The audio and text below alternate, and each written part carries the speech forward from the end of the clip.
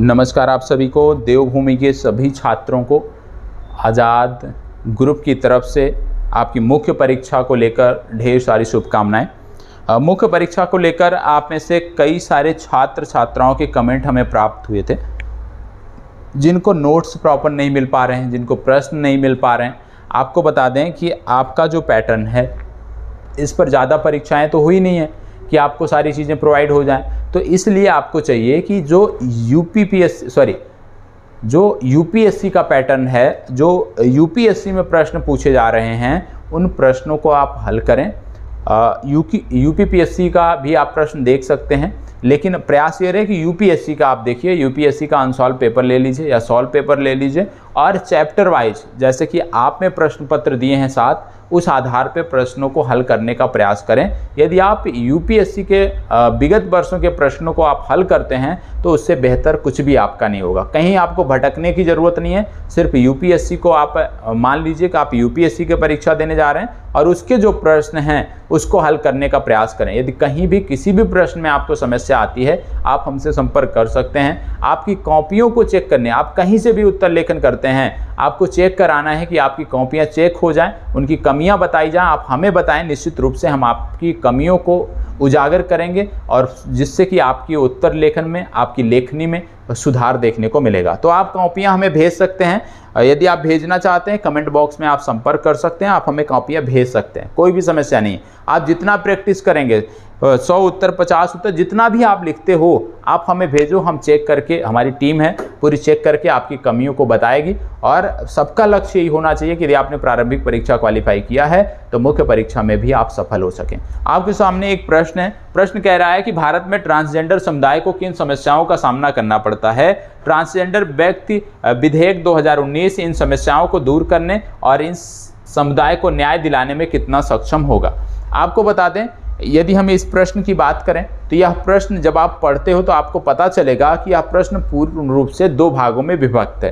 पहला भाग जो है उसमें आपको ट्रांसजेंडर समुदाय की समस्याओं को बताना है, और दूसरे भाग में बताना है कि 2019 का ये जो विधेयक है ये किस प्रकार से ट्रांसजेंडर समुदाय की समस्याओं को दूर करने में सफल साबित हुआ या असफल साबित हुआ, इसके बारे में आपको बताना है। ठीक है, तो यहाँ पे प्लस माइनस दोनों संदर्भों में आपको लिखना है। आपका जो पैटर्न है, यदि हम बात करें तो आपको एक 250 शब्दों में एक उत्तर इसी को सेम लिखना चाहिए, और इसी सेम उत्तर को आपको 125 शब्दों में लिखना चाहिए। तो आप में से जो भी छात्र हमारे साथ रेगुलर जुड़कर उत्तर लेखन कर रहे हैं, आप इसी प्रश्न को 2 बार लिखकर भेजिएगा, एक बार 250 शब्दों में, एक बार 125 शब्दों में। आइए अब इस प्रश्न की डिटेलिंग कर लेते हैं कि क्या क्या चीज़ें हमें करनी है, किस तरह से इस उत्तर को लिखना है। सबसे पहले आपको बता दें कि कोई भी प्रश्न हमने बोला है तो उसको 2 बार पढ़ना है। हमने 2 बार पढ़ लिया इस प्रश्न को। ठीक है, भारत में ट्रांसजेंडर समुदाय को किन समस्याओं का सामना करना पड़ता है। ट्रांसजेंडर विधेयक 2019 समस्याओं को दूर करने और इस समुदाय को न्याय दिलाने में कितना सक्षम होगा। प्रश्न पढ़ने के बाद हमने आपको बताया है कि जो कीवर्ड होते हैं उसको अंडरलाइन करना होता है। इस प्रश्न को हमने पढ़ने के बाद हमें समझ में आया कि इसका पहला कीवर्ड है ट्रांसजेंडर समुदाय, क्योंकि प्रश्न जो है वो पूरा का पूरा इसी समुदाय पर आधारित है। ट्रांसजेंडर समुदाय की ही बात यहाँ पे हो रही है। तो ट्रांसजेंडर समुदाय जो है ये आपका एक कीवर्ड हो गया। दूसरा, यहाँ पे आगे जब आप बढ़ोगे तो आपको देखने को मिल रहा होगा ट्रांसजेंडर व्यक्ति विधेयक 2019।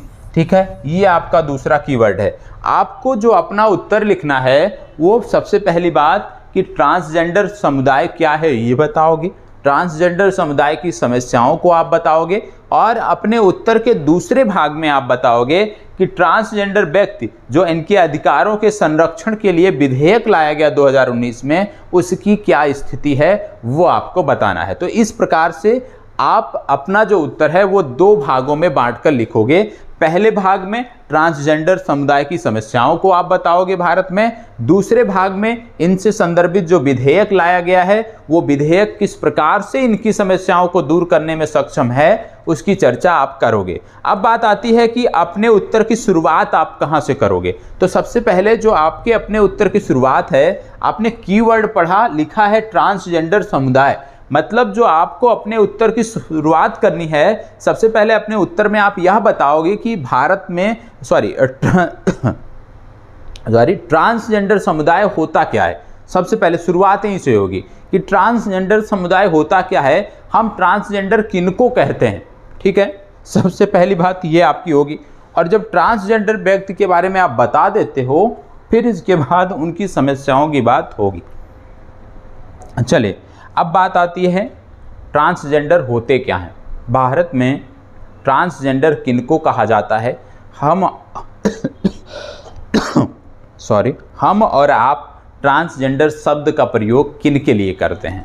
तो ट्रांसजेंडर की जब बात करते हैं तो ट्रांसजेंडर शब्द का प्रयोग प्रायः ऐसे लोगों के लिए किया जाता है, भारत के संदर्भ में यदि बात करें, हम और आप यदि जो हम समझते हैं ट्रांसजेंडर का मतलब, ऐसे व्यक्ति के लिए किया जाता है, ऐसे समूह के लिए किया जाता है जिनकी जो पहचान है वो जन्म से ही, यदि हम बात करें उनकी जो पहचान है, लैंगिक पहचान, उनके जन्म लिंग से भिन्न होती है। उनकी जो जन्म लिंग है उससे उनकी पहचान भिन्न होती है। भारत में ऐसे समुदाय को ट्रांसजेंडर समुदाय के रूप में देखा जाता है, ऐसे व्यक्ति को ट्रांसजेंडर कैटेगरी में रखा जाता है। आज आप जानते हैं भारत में यदि हम बात करें तो चारों तरफ आप भारतीय समाज में यदि आप देखेंगे तो आपको देखने को मिलता है कि पुरुष वर्चस्ववादी समाज आपको देखने को मिल रहा है। और पुरुष वर्चस्ववादी समाज के चलते, पुरुष वर्चस्ववादी समाज की बाहुलता के चलते, इनका आधिपत्य होने के चलते जो ट्रांसजेंडर समुदाय है वो आप कह सकते हो बहुत ही दयनीय स्थिति में है। क्यों? क्योंकि इनके कुछ सामाजिक पूर्वाग्रह हैं जो पुरुष वर्चस्ववादी समाज बनाकर लेकर चलता है। कुछ इनके वैकल्पिक जो इनके आप कह सकते हैं इनके लिंग को मानने वाले जो लोग हैं उसको अपराध मानते हैं, इनको आप कह सकते हो घृणा की नज़रों से देखा जाता है। तो भारत में विशेष रूप से जब आप बात करते हो तो आपको ये समझना है कि ट्रांसजेंडर होना, विशेष रूप से भारत की बात करें, हालांकि विदेशों में इसके लेकर काफ़ी कार्य किए जा रहे हैं, विदेशों में बहुत अच्छे अच्छे पदों पर ट्रांसजेंडर समुदाय के व्यक्ति नियुक्त भी हुए हैं, भारत में भी ऐसा हुआ है। आप देखते होंगे शबनम मौसी नाम की एक ट्रांसजेंडर थी जो बहुत पहले वर्ष 1983 या 84 के आसपास मध्य प्रदेश से जो है विधायक चुनी गई थी। तो ऐसा नहीं है कि भारत में उनके लेकर काम नहीं हो रहा है, भारत में लगातार काम हो रहा है। कई राज्य ऐसे हैं जो इनको आरक्षण दे रहे हैं, कई राज्य इनके लेकर बेहतर कार्य कर रहे हैं। तो भारत में भी काम हो रहा है, लेकिन अभी उस आधार पर यदि हम बात करें तो उस आधार पे काम भारत में नहीं हो रहा है। तो ट्रांसजेंडर क्या होते हैं, सबसे पहले आप ये बताओगे। ट्रांसजेंडर की परिभाषा क्या है, ट्रांसजेंडर किसे कहते हैं ये आप बताओगे। कम से कम इसको 5 से 6 पंक्तियों में आप बता सकते हो। और इसके बाद जब आप ट्रांसजेंडर आप बता देते हो कि ट्रांसजेंडर होते क्या हैं, फिर आप आओगे अपने उत्तर के अपने प्रश्न के जो की पॉइंट हैं कि ट्रांसजेंडर समुदाय की भारत में समस्याएं क्या हैं। और यहाँ पे आप हेडिंग डाल भी सकते हो कि भारत में ट्रांसजेंडर समुदाय की समस्याएं, और उसके बाद इनको पॉइंट वाइज करके लिख सकते हो। या तो एक दूसरा तरीका है कि सबसे पहले जो भी समस्याएं हैं, जैसे आपने लिखा भारत में ट्रांसजेंडर समुदाय की समस्याएं, और इसके बाद पॉइंट आउट करके पहले आप लिख दो 1, 2, 3, 4 जितनी भी समस्याएं हैं, इस तरह से लिख सकते हो। दूसरा तरीका है कि इस तरह से एक एक समस्या लिख सकते हो आप, इसके बाद फिर इनकी आप डिटेलिंग कर दो। भारत में जब इनकी समस्याओं की हम बात करते हैं, ट्रांसजेंडर समुदाय की समस्याओं की बात करते हैं, तो जो सबसे बड़ी समस्या है और जो सबसे आप कह सकते हो पीड़ादायक स्थिति प्रदान करती है वो है भेदभाव। सबसे बड़ी समस्या और इनके लिए जो सबसे पीड़ादायक समस्या है वो है भेदभाव। ठीक है, आप जानते हो सबसे बड़ी समस्या भारत में ट्रांसजेंडरों के संदर्भ में यदि हम बात करें वो है भेदभाव।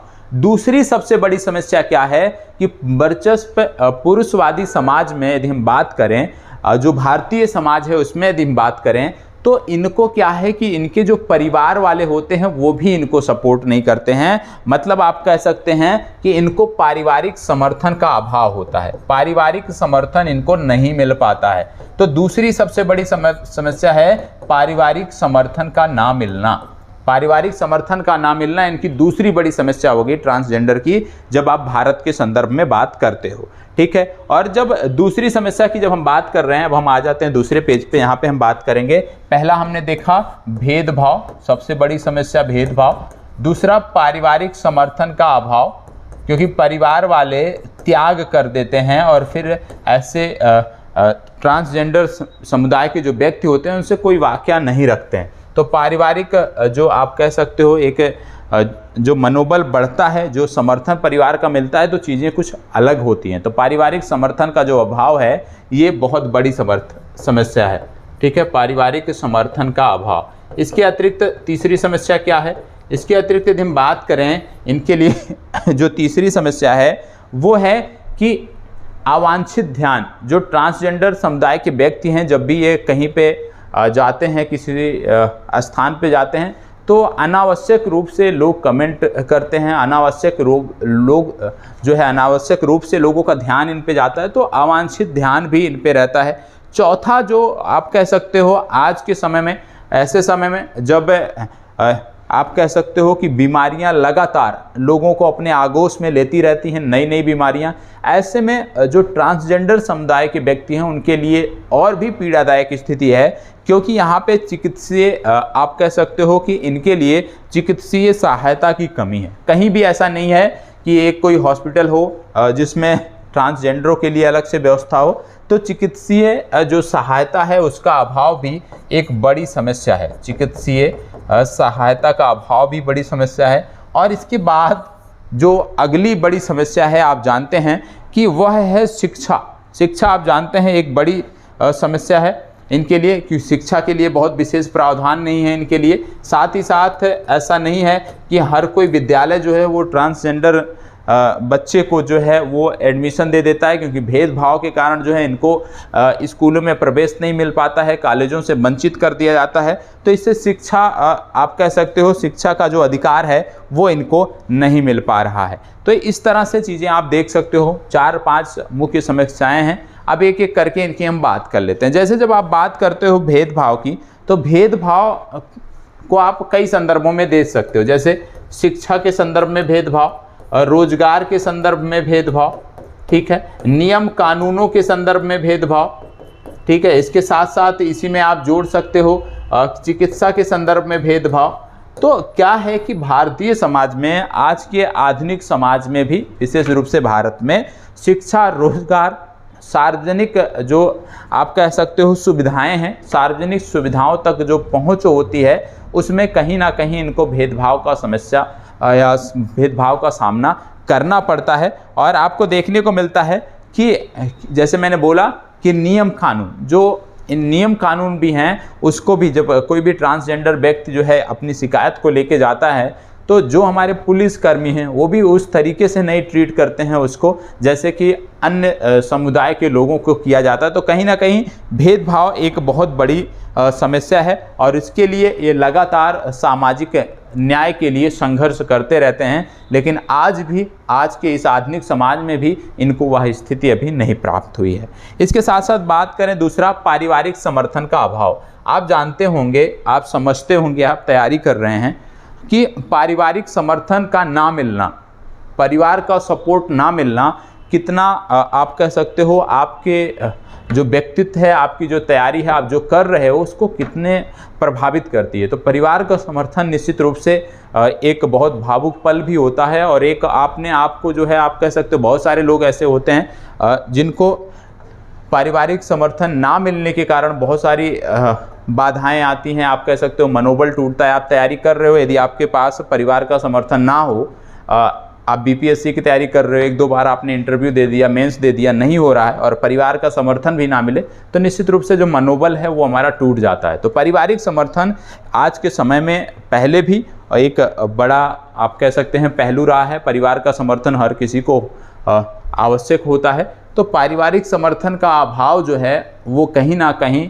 जो ट्रांसजेंडर समुदाय के व्यक्ति हैं उनको और उनकी समस्याओं को और बढ़ा देता है। लैंगिक पहचान जैसे ही इनकी सिद्ध होती है, जैसे ही लैंगिक पहचान सिद्ध होती है, समाज के डर से, समाज जो हमारा समाज है इसमें इस तरह का माहौल है, चीज़ें हैं कि उसके डर से जो है परिवार तुरंत ही उस बच्चे का जो है त्याग कर देता है, और उसके बाद पूरे जीवन भर उससे कोई नाता नहीं रखना चाहता। क्यों? क्योंकि समाज में जो हमारी कुरीतियाँ प्रचलित हैं उन सब के चलते ये समस्याएं जो हैं वो बनी हुई है। और भारतीय समाज जो है वो ट्रांसजेंडर को जो है अपने समाज का जो है वो हिस्सा नहीं मानता है। तो आप एक दूसरी समस्या ये भी कह सकते हो, अवांछित ध्यान। जैसे आप जानते हो कि आप अक्सर देखते होंगे यदि किसी भी सार्वजनिक प्लेस पे ट्रांसजेंडर व्यक्ति देखने को मिलते हैं तो लोग छीटाकसी करते रहते हैं, लोग कमेंट करते रहते हैं, लोग परेशान करते रहते हैं। तो कहीं ना कहीं एक बड़ी समस्या यह भी इस समुदाय के लोगों के लिए, इन लोगों के लिए है। इसके साथ साथ चिकित्सीय जो सहायता है, चिकित्सीय सहायता जो है उसकी कमी जो है आज इस समाज को बहुत ही आप कह सकते हो इनकी स्थिति को बहुत दयनीय स्थिति में पहुंचाने के लिए जिम्मेदार है। क्योंकि आज भारत में जहां पे HIV हो गया, इसके साथ साथ आप जानते होंगे कैंसर जैसी बहुत सारी गंभीर बीमारियां हैं, लेकिन क्योंकि HIV जो है एक संक्रामक बीमारी है और ये बहुत सारे ट्रांसजेंडर समुदाय के अधिकांश व्यक्ति जो है वो भी भिक्षावृत्ति करके और इस तरह से वेश्यावृत्ति में भी ये लोग हैं, तो इस तरह से अपना जीवन यापन किसी तरह से करते हैं, क्योंकि सरकार द्वारा इस तरह की कोई समुचित व्यवस्था इनके लिए नहीं की गई है। और ऐसे में क्या है कि ये HIV के भी पीड़ित हो जाते हैं, उसके संक्रमण से भी प्रभावित होते हैं और चिकित्सीय सुविधा ना मिलने का कारण जो है ये भी आप कह सकते हो कि बहुत कम उम्र में जो है वो चिकित्सीय सहायता ना मिलने के कारण इनकी जो स्थिति है वो और ही बदहाल हो जाती है और ये एक बड़ी समस्या है। तो तंबाकू का सेवन भी करते हैं, ये नशा भी करते हैं, विभिन्न हार्मोन के लिए दवाइयाँ भी लेते हैं और इन सब को लेकर यदि एक पैनल बना दिया जाए, इनके लिए अलग से चिकित्सा व्यवस्था कुछ कर दी जाए तो शायद इन लोगों को भी जो है वो उसी तरह से आप कह सकते हो महसूस होगा, उसी तरह से इनको चीज़ें मिल सकेंगी जैसे भारत के अन्य समाज के लोगों को मिलती हैं। तो चिकित्सीय सहायता की जो कमी है वो एक बड़ी समस्या है जिसके चलते ये बेमौत मारे भी जाते हैं। इसके साथ साथ यदि हम बात कर रहे हैं, ये तो हो गई समस्याएं जिनके बारे में आप बता सकते हो, आप कुछ अन्य समस्याओं को भी जोड़ सकते हो।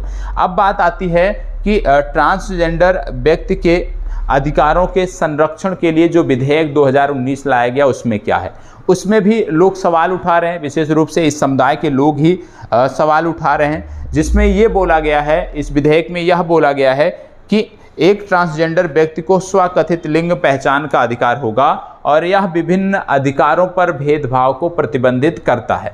तो इसमें कुछ नया नहीं है, ठीक है। लिंग पहचान स्वयं से अधिकार होगा, इसमें कुछ नया नहीं है, इससे उनकी स्थिति कुछ सुधरने वाली नहीं है। दूसरा बोला गया है कि प्रत्येक ट्रांसजेंडर को अपने परिवार के साथ रहने का अधिकार होगा। इस विधेयक में बात की गई है कि अपने परिवार के साथ रहने का अधिकार होगा यदि निकटतम जो उनके कह सकते हो रिलेटिव्स हैं, रिश्तेदार हैं, उनका देखभाल नहीं कर पाते हैं तो इनके लिए अलग से एक पुनर्वास केंद्र बनाया जाएगा और पुनर्वास केंद्र में इनको रखा जाएगा, ठीक है। तो ये हालांकि कह सकते हो कि ये चीज़ें ठीक हैं कि यदि किसी के परिवार वाले उसको एक्सेप्ट नहीं करते हैं, स्वीकार नहीं करते हैं ट्रांस लिंग पहचान के बाद, तो कम से कम सरकार ये व्यवस्था कर रही है कि उनका पुनर्वास किया जाए। ये कदम निश्चित रूप से इस विधेयक में जो ये कदम उठाया गया है ये बेहतर है। इसके साथ साथ सरकार ने इस विधेयक में बोला है कि अब जो ट्रांसजेंडर समुदाय के व्यक्ति हैं इनको जो है खेलों में आगे लाने का भी प्रयास होगा, इनको शिक्षा के संदर्भ में भी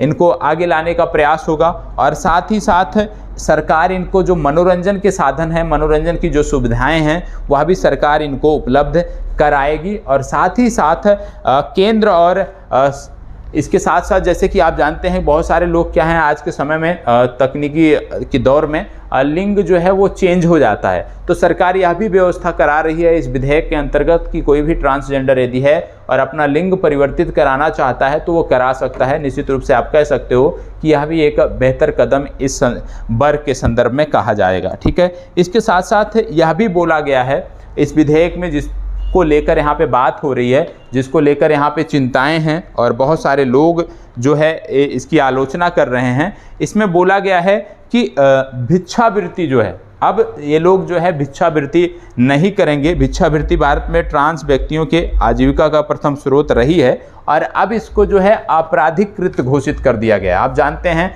ट्रांसजेंडर समुदाय के लोग अक्सर आपको ट्रेनों में मिल जाते हैं, अक्सर आपको बस स्टेशनों पर मिल जाते हैं विभिन्न शहरों के, तो ये लोग भिक्षावृत्ति के माध्यम से ही अपनी आजीविका अभी तक चला रहे हैं क्योंकि इनकी संख्या भी लाखों में है। तो यदि इनको जो इनका भिक्षावृत्ति का काम था यदि इसको अपराध घोषित कर दिया जाए तो निश्चित रूप से आपराधिक कृत्य यदि घोषित कर दिया जाए तो निश्चित रूप से इस पूरे समाज के लिए आजीविका का एक बड़ा संकट उत्पन्न हो जाएगा और निश्चित रूप से यह एक गलत कदम है और इसी को लोग विरोध कर रहे हैं, इस समुदाय के लोग भी विरोध कर रहे हैं। क्योंकि भिक्षावृत्ति यदि इनको अपराध आपने बना दिया, भिक्षावृत्ति अपराध बना दिया, भिक्षावृत्ति आप इनसे नहीं करवाना चाहते, तो इनसे क्या कार्य लिया जा सकता है? इनको अभी ये जो वर्ग है उतना शिक्षित भी नहीं है कि आपने बंद करा दिया तो ये पढ़ लिख कर अधिकारी बन सकते हैं या जॉब पा सकते हैं। और यदि हम बात करें गवर्नमेंट, बहुत सारे राज्य सरकारें हैं जो मदद कर रही हैं, बहुत सारे राज्य सरकारें हैं जिन्होंने आरक्षण भी प्रदान किया है सरकारी नौकरियों में। लेकिन यदि प्राइवेट सेक्टर की बात करें, निजी क्षेत्र की बात करें, तो निजी क्षेत्र की स्थिति यह है कि आज भी निजी क्षेत्र जो है वो ट्रांसजेंडर समुदाय के जो व्यक्ति हैं, जो लोग हैं, उनको अपनाने को तैयार नहीं है, उनको जॉब देने को तैयार नहीं है। तो नियम कुछ इस तरह भी बनने चाहिए कि जो निजी क्षेत्र हैं, निजी क्षेत्र की जो नौकरियां हैं, कुछ इस तरह के प्रावधान होने चाहिए कि निजी क्षेत्र की नौकरियों में भी कम से कम कुछ फीसदी जो हिस्सा है वो ट्रांसजेंडर समुदाय के लिए आरक्षित हो, जो जिसके योग्य हो उस आधार पे उसको नौकरी दी जाए। तो ट्रांसजेंडर समुदाय के लिए कम से कम निजी क्षेत्र में नौकरियों का आरक्षण अवश्य होना चाहिए। लेकिन ये जो भिक्षावृत्ति को आपराधिक कृत्य घोषित कर दिया गया है, इससे निश्चित रूप से समस्याएं होंगी। सरकार का क्या कहना है इसके पक्ष में? सरकार का कहना है कि भिक्षावृत्ति हम समाप्त कराएंगे और उसके एवज में अप्रत्यक्ष रूप से हम इनको लाभान्वित करेंगे। ठीक है, या तो प्रत्यक्ष रूप से या तो अप्रत्यक्ष रूप से हम इसको लाभान्वित करने का प्रयास करेंगे। सरकार का ये कहना है कि भिक्षावृत्ति अच्छी नहीं है, भिक्षावृत्ति आप कह सकते हो कोई पेशा नहीं है, इसलिए इसको हमें समाप्त करना है, भिक्षावृत्ति को भारत से समाप्त करना है और इसके लिए भिक्षावृत्ति को आपराधिक कृत्य बनाया गया है जिससे भारत से भिक्षावृत्ति समाप्त हो। लेकिन आप जानते हो कि भारत में यदि हम देखें तो लाखों की संख्या में लोग हैं जो भिक्षावृत्ति के माध्यम से जीवन यापन कर रहे हैं। ऐसे लोगों के जीवन पर संकट उत्पन्न हो जाएगा यदि ये जो है कानूनी रूप में लागू हो जाता है। तो इसका बहुत सारा विरोध भी हो रहा है। और आप जानते हैं कि ट्रांसजेंडर समुदाय के सरकार को क्या करना चाहिए? सरकार को करना चाहिए कि ट्रांसजेंडर समुदाय के लोगों के लिए शिक्षा का भी अवसर उपलब्ध कराए। विभिन्न कॉलेज होते हैं, संस्थान होते हैं, उनमें कुछ सीटें आरक्षित की जाए ट्रांसजेंडर समुदाय के लिए, चाहे वो निजी क्षेत्र हों चाहे सरकारी क्षेत्र हों। और सरकार का इस विधेयक में प्रयास भी है कि शिक्षा की तरफ इनको ढकेला जाए, शिक्षा की तरफ इनको मोड़ा जाए और ये शिक्षित होकर अपने समाज को बदलने का प्रयास करें। तो ये तो था विधेयक की बात। ठीक है, तो आपने समझ लिया कि इनकी समस्याएं क्या हैं, इस विधेयक में सरकार ने क्या क्या कदम उठाए हैं। अब जब आपने सब कुछ समझ लिया, फिर आपको कंक्लूजन करना होता है। जब आप समाप्त करते हैं अपना उत्तर, तो इसको कैसे समाप्त करेंगे? अपना उत्तर हमेशा सकारात्मक समाप्त करना है। ठीक है, भले ही इस विधेयक में कुछ खामियां हों, लेकिन उसको सकारात्मक रूप में हमें देखना है। आप बता सकते हो कि जो है भले ही भारत में आप इस तरह से बता सकते हो, जैसे ट्रांसजेंडर समुदाय की बात हो रही है, आप बता सकते हो कि ट्रांसजेंडर समुदाय लंबे अरसे से या पिछले कई दशक से लगातार भिक्षावृत्ति और इस तरह की गतिविधियों में संलिप्त रहा है। उनको उस तरह के शिक्षा के अवसर पूर्व में नहीं मिल पाए हैं, उस तरह से स्वास्थ्य और अन्य सुविधाएं, जो मूलभूत सुविधाएं मिलनी चाहिए भारत के एक नागरिक को, वह नहीं मिल पाए हैं। लेकिन पिछले कुछ वर्षों से जैसे जैसे समाज में जागरूकता आई है, जैसे जैसे सरकारों ने इस पर ध्यान दिया है, तो इसमें सुधार भी देखने को मिल रहा है। और आज की स्थिति यह है कि विभिन्न राज्य सरकार, जिसमें तमिलनाडु शामिल है, उड़ीसा शामिल है, इस तरह की कई सारी अन्य राज्य सरकारें हैं जिन्होंने ट्रांसजेंडर समुदाय के व्यक्तियों के लिए आरक्षण की भी व्यवस्था की है, शिक्षा में आरक्षण की व्यवस्था की है, नौकरियों में आरक्षण की व्यवस्था की है। और उसके बाद से लगातार आने वाले, हम उम्मीद कर सकते हैं कि आने वाले वर्षों में यह समुदाय जो है वो भारत के, जैसे भारतीय समाज में जैसे अन्य लोग रह रहे हैं, उसी प्रकार से समानता के साथ इनको भी रहने का अवसर मिलेगा और यह समाज भी शिक्षित होकर अपने आने वाले पीढ़ियों को या अपने आने वाले समाज के अन्य लोगों को भी शिक्षित करने का प्रयास करेगा।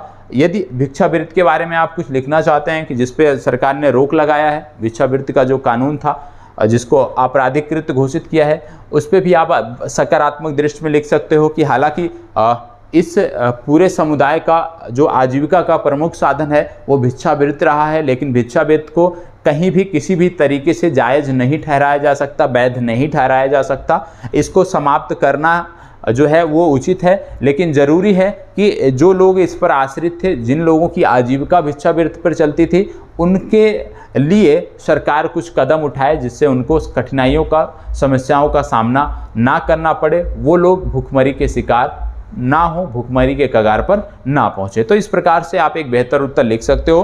बैलेंस उत्तर आपको लिखना है, बैलेंस अप्रोच आपको रखना है, और इसमें आप विभिन्न राज्य सरकारों का जिक्र भी कर सकते हो जिनके द्वारा नौकरियों में आरक्षण दिया जा रहा है, विभिन्न राज्य सरकारों की बात कर सकते हो जिनके द्वारा शिक्षा में आरक्षण दिया जा रहा है। कुछ लोगों के यदि आप नाम जानते हो, जैसे मैंने मध्य प्रदेश की शबनम मौसी को बताया जो विधायक बनी थी बहुत पूर्व में, तो इस तरह से बहुत सारे मेयर भी बनी हैं, बहुत सारे अधिकारी भी बनी हैं, उसका भी जिक्र आप इस उत्तर में कर सकते हो। उम्मीद करता हूं कि ये चर्चा सकारात्मक रही होगी। एक बेहतर उत्तर लिखकर सबमिट करिएगा, जो भी कमियां होगी निश्चित रूप से हम और आप मिलकर दूर करेंगे, और हम सबका प्रयास यही होगा कि हमारी प्रारंभिक परीक्षा बेहतर हो और मुख्य परीक्षा में हम सफल हो सकें। धन्यवाद, बहुत बहुत आभार।